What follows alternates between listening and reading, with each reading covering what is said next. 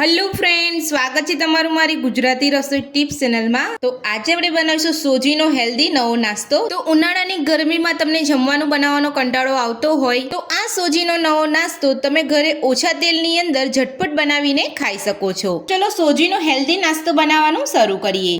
તો સોજીનો નાસ્તો બનાવવા માટે તમે અહીંયા જોઈ શકો છો, મેં એક બાઉલ અહીંયા સોજી લીધો છે। તો સૌથી પહેલા આપણે સોજીને એક મિક્સર જારની અંદર લઈ અને પીસી લઈશું। તો સોજીને આપણે પીસી લીધો છે। તો તમે જોઈ શકો છો આ રીતનો તમારે અહીંયા ઝીણો પીસવાનો છે। તો હવે આપણે જે માપથી આપણે અહીંયા સોજી લીધો તો એ જ માપથી આપણે એક બાઉલ પાણી લઈશું। તો એ જ બાઉલથી મેં અહીંયા એક બાઉલ પાણી લીધું છે। તો એક બાઉલ પાણી આપણે અહીંયા સોજીની અંદર ઉમેરી લીધું છે। તો હવે આપણે તેની અંદર એક બટાકાને કટ કરી લઈશું। તો બટાકાની ઉપરની છાલ કાઢી અને મેં અહીંયા ધોઈ લીધું હતું। તો હવે આપણે તેને મોટા પીસની અંદર કટ કરી લઈશું।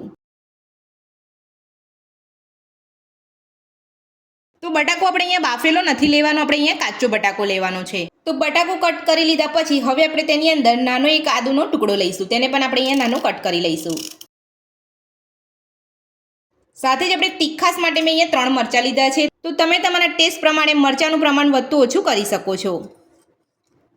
તો હવે આપણે ઢાંકણ બંધ કરીને બધું સરસ પીસી લઈશું। તો બધું જ આપણે અહીંયા સરસ પીસી લીધું છે। તો હવે આપણે ચેક કરી લઈશું। જોઈ શકો છો આપણે એકદમ સરસ રીતે અહીંયા પીસી લીધું છે। તો હવે આપણે એક બાઉલની અંદર કાઢી લઈશું।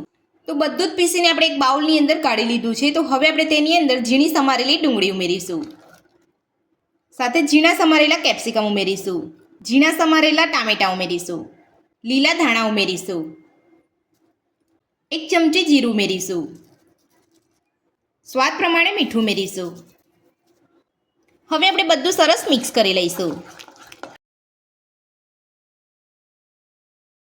તો શાકભાજી અહીંયા તમે તમારા મનગમતા લઈ શકો છો। તો બધું જ આપણે અહીંયા સરસ મિક્સ કરી લીધું છે। તો હવે આપણે તેને ઢાંકીને 10 થી 15 મિનિટ માટે રહેવા દઈશું। તો 10 થી 15 મિનિટ જેટલો સમય થઈ ગયો છે। તો હવે આપણે ચેક કરી લઈશું।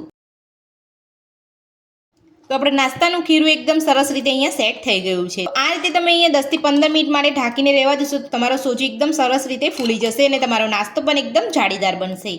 તો હવે આપણે ખીરાની અંદર નાની અડધી ચમચી જેટલો બેકિંગ સોડા ઉમેરીશું, એટલે કે ખાવાનો સોડા ઉમેરીશું। જો તમારી પાસે આ રીતનો બેકિંગ સોડા ના હોય તો તમે ઈનો પણ લઈ શકો છો। તો સોડા ઉમેરીને બધું સરસ આપણે મિક્સ કરી લઈશું।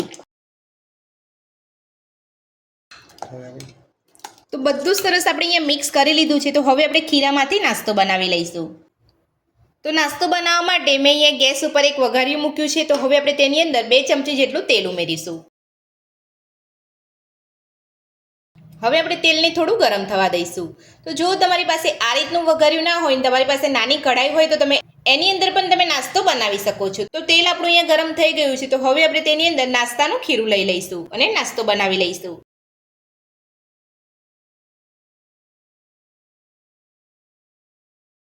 તો નાસ્તાનું ખીરું આપણે અહીંયા લઈ લીધું છે। તો હવે આપણે તેને ઢાંકી અને ગેસની મીડિયમ ફ્લેમ ઉપર નાસ્તાને કૂક થવા દઈશું। તો ઢાંકણ ઢાંકી અહીંયા 2 થી 3 મિનિટ જેટલો સમય થઈ ગયો છે। તો હવે આપણે ચેક કરી લઈશું।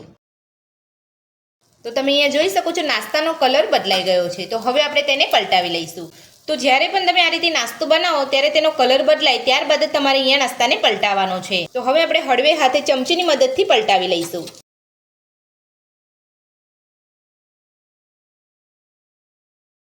તો તમે જોઈ શકો છો નાસ્તાનો એકદમ સરસ અહીંયા કલર આવ્યો છે અને એક બાજુ અહીંયા કૂક પણ થઈ ગયો છે। તો હવે આપણે તે જ રીતે બીજી વાર ઢાંકણ ઢાંકીને 2 થી 3 મિનિટ માટે નાસ્તાને કૂક થવા દઈશું। તો બીજી વાર ઢાંકી પણ અહીંયા 2 થી 3 મિનિટ જેટલો સમય થઈ ગયો છે। તો હવે આપણે નાસ્તાને ચેક કરી લઈશું। તો તમે જોઈ શકો છો આપણો નાસ્તો એકદમ સરસ અહીંયા દેખાઈ રહ્યો છે। તો હવે આપણે બીજી બાજુ પણ ચેક કરી લઈશું। તો તમે અહીંયા જોઈ શકો છો બીજી બાજુ પણ નાસ્તો આપણે અહીંયા સરસ કૂક થઈ ગયો છે। તો હવે આપણે નાસ્તાને કાઢી લઈશું અને આ જ રીતે બધો જ નાસ્તો બનાવી લઈશું। સોજીનો ઇન્સ્ટન્ટ નવો નાસ્તો બનીને આપણો તૈયાર છે અને આપણે એ પ્લેટની અંદર સર્વ પણ કરી લીધું છે। તો આ નાસ્તો તમે ચા સાથે અને ચટણી સાથે પણ ખાઈ શકો છો।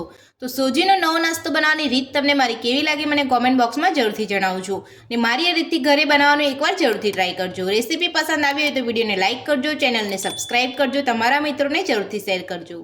Thank you.